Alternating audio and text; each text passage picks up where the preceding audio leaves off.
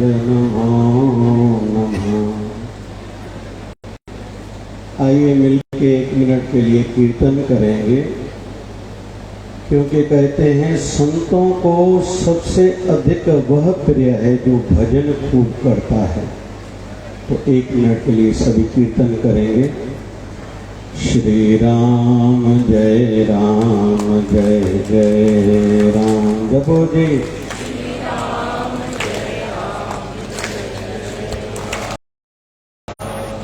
श्री राम जय जय राम।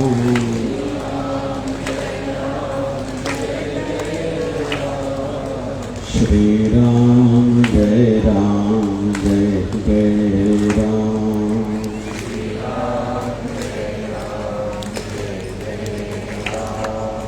सर्वप्रथम माँ रुक्मणी एवं उनकी पावन भूमि को मैं वंदन करता हूँ। जगत गुरु स्वामी श्री राम राजेश्वर आचार्य जी के श्री चरणों में, मावली सरकार के श्री चरणों में मैं प्रणाम करता हूँ। उपस्थित मंच पर सभी साधु समाज, संत समाज के श्री चरणों में मैं वंदन करता हूँ एवं यहाँ उपस्थित महाराज श्री के सभी भक्त, मातृशक्ति, आप सभी के हृदय में बैठे मेरे ठाकुर जी को भी मैं प्रणाम करता हूँ। आइए सबसे पहले महाराज श्री के श्री चरणों में उनके अवतरण दिवस की तालियों के गूंज से बधाई दे। बोलिए मावली सरकार की। अत्यंत ही हर्ष हो रहा है कि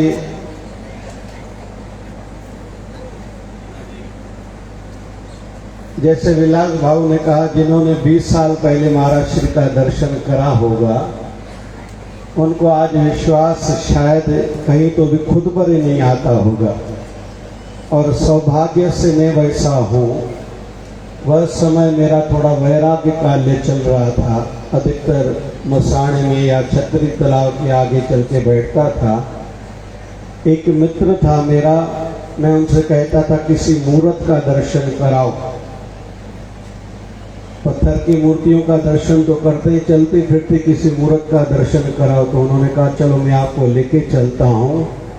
लगभग ये 99 होगा या 2000 या 2001, इन 3 सालों में महाराज श्री का 3 बार मुझे दर्शन हुआ था। उस अवस्था में जिस समय महाराज श्री के पास एक आधा शिष्य रहता था, हम लोग गाड़ी में जाते थे, कहते थे गाड़ी से उतरो। महाराज जी हमारी गाड़ी लेके कहीं के कहीं स्पीड से गाड़ी चला लेते थे।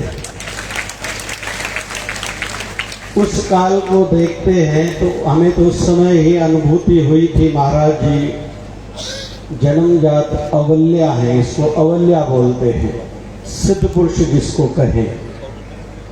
महाराज जी सिद्ध पुरुष हैं ही जन्मजात से, लेकिन खुशी इस बात की है कि बहुत से सिद्ध पुरुष अपने क्षेत्र तक रुक जाते हैं, लेकिन महाराज श्री धर्म क्षेत्र में, आध्यात्मिक क्षेत्र में, सामाजिक क्षेत्र में और कहीं तो भी मार्गदर्शन करते हुए राजनीतिक क्षेत्र में बहुत अपना बड़ा योगदान दे रहे हैं। मैं उनके श्री चरणों में साधुवाद और बधाई देता हूँ। मैं 2 दिन पहले एक संत सम्मेलन था लहरी बाबा का, गोंदिया, वहाँ था। महाराज श्री का भी वहाँ बहुत प्रचार था। या जहीं भी जाते हैं आजकल महाराज श्री का नाम बहुत सुनाई दे रहा है। बहुत सी मंचों पर मंच साझा करने का सौभाग्य मुझे मिला है।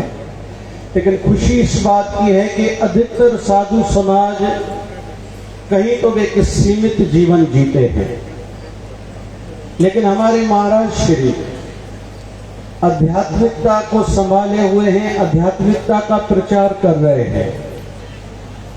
फिर आवश्यक हो जाता है जो आज के युग की मांग है और कहीं तो भी अनुकूल वातावरण वर्तमान में दिखाई दे रहा है कि धर्म की रक्षा हेतु, धर्म की जागरूकता हेतु जन जन को धर्म की ओर आकर्षित करने के लिए, जगाने के लिए जो कार्य साधु समाज को करना चाहिए, महाराज श्री भली भांति कर रहे हैं। ये मैं अपनी आंखों से देख रहा हूं।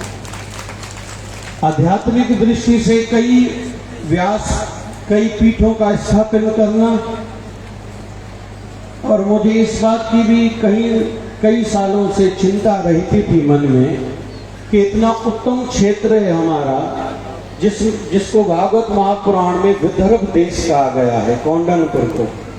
ये कहीं तो भी कईयों की दृष्टि में क्यों नहीं आया, मुझे इस बात की चिंता रहती थी।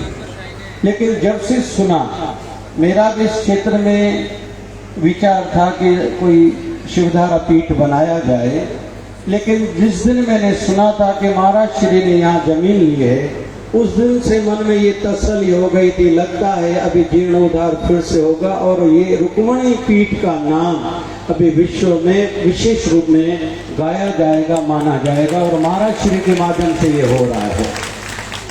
तो महाराज श्री आध्यात्मिकता में बहुत काम कर रहे हैं, धर्म क्षेत्र में भी बहुत काम कर रहे हैं, और महाराज श्री की वाणी के माध्यम से हमें पता चलता है कि महाराज श्री सामाजिक त्रुटियां, कुरीतियां, सामाजिक समस्याएं, छोटी सी छोटी समस्याएं, फिर कृषि के क्षेत्र की बात की जाए, उद्योग की क्षेत्र की बात की जाए, राजनीतिक क्षेत्र की बात की जाए, महाराज श्री हर क्षेत्र में अपनी नजर रखते हैं। और साथ साथ में इतने व्यस्त होते हुए भी इतना अध्ययन शास्त्रों का, वैसे देखा जाता है अधिकतर साधु पुरुष कहीं एक सीमा में आ जाते हैं।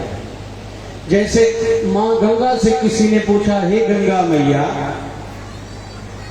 लोग कहते हैं हम गंगा में स्नान करके आए, अपने पाप धो के आए, तो हे गंगा मैया, आपके भी तो पाप बढ़ जाते होंगे। तो गंगा मैया ने कहा, हाँ मेरे भी पाप बढ़ जाते हैं। बोले आप वो पाप कैसे धोते हो? तो गंगा मैया ने कहा था, जब दुनिया वाले मुझ में स्नान करते हैं वो अपने पाप धो के जाते हैं, जब ऐसे संत मुझ में स्नान करते हैं वो मेरे पाप धो के जाते हैं। महाराज श्री अपने आयु बढ़ने के साथ, शरीर की आयु बढ़ने के साथ, समय गुजरने के साथ अपने सेवा क्षेत्र को भी बढ़ा रहे हैं। बहुत लोगों का ऐसे लगता है मैंने कुछ कर लिया, पा लिया, भी हो गया। संसार में भी ऐसा देखा जाता है और साधु समाज में भी कहीं तो भी ऐसा देखा जाता है। बिल्डिंगें बन गई, हो गया काम, अभी आश्रम बन गए, हो गया काम, शिष्य इतने बन गए, हो गया काम। लेकिन कुछ महापुरुष जब तक इस शरीर में रहते हैं, और बड़ी बात तो ये, शरीर छोड़ने के बाद भी वो कार्यरत रहते हैं, और ऐसे महापुरुषों में हमारे महाराज जी हैं। संत टुकड़ो जी महाराज ने किस समय कहा था, जब विशेष तौर पर भारत चाइना की युद्ध चल रही थी और वहां सीमा पर गए थे, सैनिकों में उत्साह बढ़ाया था, उन समय में उन्होंने ऐसा कहा था कि हर एक क्षेत्र का अगर साधु व्यवस्था में अपना योगदान दे तो जरूर नहीं और कोई अलग व्यवस्था की आवश्यकता पड़ेगी कि अभी ये नहीं हमसे संभाला जाता, क्योंकि राजनीतिक क्षेत्र में भी जब तक किसी महापुरुष का हस्तक्षेप नहीं होगा तो कहीं तो भी राजनीतिक क्षेत्र भी कमजोर दिखाई देगा। राजा दशरथ जिन्होंने सहायता करी थी इंद्र देवता की, इतनी उड़ान थी, इतना सामर्थ्य था, उस राजा दशरथ जी के सभा में भी महापुरुषों को विशेष तौर पर उनके गुरु विशिष्ट महाराज को विशेष स्थान दिया जाता था। और जब मंत्रीगण जो भी उस समय की व्यवस्था थी उनसे सलाह परामर्श किसी भी विषय पर कराने के बाद राजा दशरथ अपने गुरु से आज्ञा लेते थे, आप इसमें धर्म का पक्ष बताइए और आज्ञा करिए इस समय निर्णय कैसा लिया जाए। क्योंकि आज हम लोग पूरे भारत में देख रहे हैं संत मंडल बड़ा काम कर रहा है और कई क्षेत्रों में, मेरा खुद का ऐसा मानना है, मैं पेशे से खुद एक डॉक्टर भी हूँ, MBBS की हुई है मेरी, टीवी पर मेरा भली सत्संग कथा चलता है, लेकिन हमारी मेडिकल सेवाएं बहुत रहती हैं। फिर 2 दिन पहले हमने परतवाड़ा में शिवधारा सामूहिक विवाह करा। कल शिवधारा नेत्रालय अमरावती में हमने 5 निःशुल्क स्वास्थ्य शिविरें करी। ऐसे महापुरुष सभी पूरे भारत में बहुत काम कर रहे हैं और आवश्यकता है। और आज का तो युग ऐसा समय चल रहा है कि विश्व की जो बड़े में बड़ी समस्याएं हैं, चाहे ग्लोबल वार्मिंग है, अच्छा लग रहा है ठंडी के दिन है, ठंडी नहीं है, आज सवेरे बारिश हुई है।